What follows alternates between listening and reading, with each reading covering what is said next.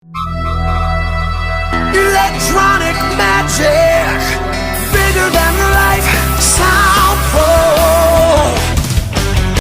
Hey, this is Jerry from Sound Pro. Today we're going to throw some Dynamat on this fairing for this 2010 Electroglide we have over here.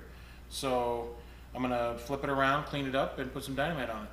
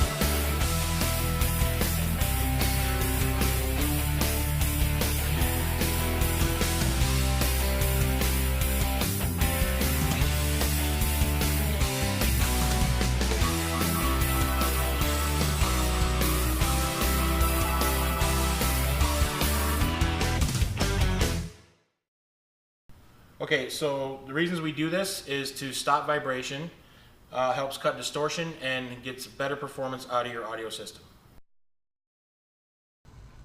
Hi, this is Eddie from Sound Pro. Thanks for watching, and remember to subscribe to our YouTube channel for more great info.